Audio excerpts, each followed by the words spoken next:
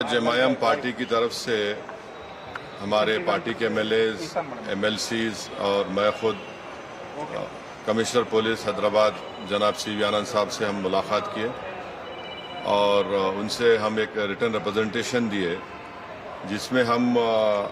Commissioner police Hyderabad سے یہ demand کرے ہیں کہ ایک یتی نرسنگن ہے جو داسنا غازی آباد کے ٹیمپل کے پریس بھی ہیں، وہاں پہ رہتے بھی ہیں۔ انہوں نے اپنے ایک ویڈیو میں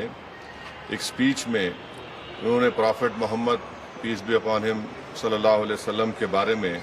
بکواس اور اناپ شناپ اور ڈیروگیٹری اور obnoxious لینگویج اور ہائیلی کنڈیمنیبل الفاظ کا استعمال کیا پرافٹ محمد صلی اللہ علیہ وسلم کے بارے میں۔ اس میں میں پورا پڑھ کے سنانا میں ضروری نہیں سمجھتا ہوں، مگر جو گندگی اور بےہودگی کی قسم کی جو باتیں انہوں نے کی ہے، جس میں انہوں نے کہا کہ میں ہندوؤں سے اپیل کرتا ہوں کہ دسہرہ کے دن آپ جو ہے پرافٹ محمد صلی اللہ علیہ وسلم کے ایفیجی بنا کر آپ اس کو بند کریے۔ اس میں اور دوسرے 4-5 چیزیں بھی ہیں جو میں نہیں سمجھتا کہ دہرا سکتا ہوں میں یہاں پر، مگر ہم اپنے ریٹن ریپرزنٹیشن میں لکھ کر دیے، اس لیے لکھ کر دیے تاکہ جو ان کا کنٹینٹ ہے سپیچ کا وہ پولیس کو معلوم ہو سکے۔ آپ لوگ جانتے ہیں کہ یہ یتی نرسنگن اس سے پہلے بھی ہیٹ سپیچ میں اریسٹ ہوئے، جیل کو گئے، اور ان کا ایک بیل کا کنڈیشن یہ بھی ہے کہ وہ دوبارہ اس طرح کی بکواس نہیں کریں گے۔ تو ہمارا فرسٹ ڈیمانڈ یہ ہے کہ ان کی بیل کو کینسل کیا جائے،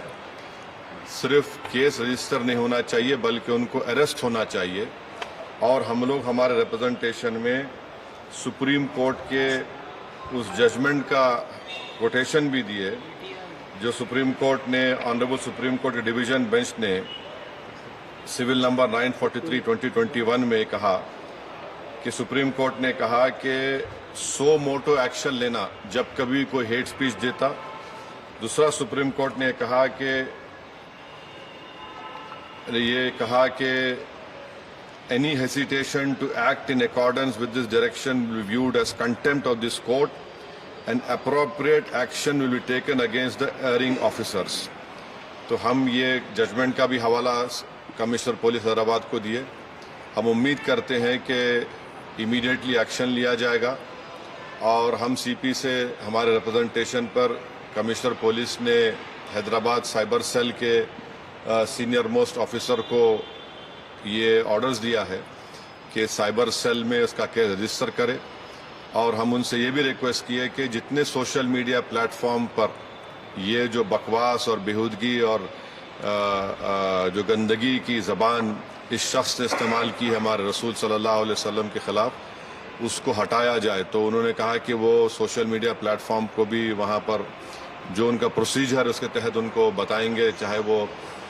یوٹیوب ہو، جو بھی فیس بک ہو، جو بھی سوشل میڈیا ہو، تاکہ ہم یہ نہیں چاہتے کہ ان کی یہ گندگی کے الفاظ لوگ سن کر ان کو ایک ذہنی اور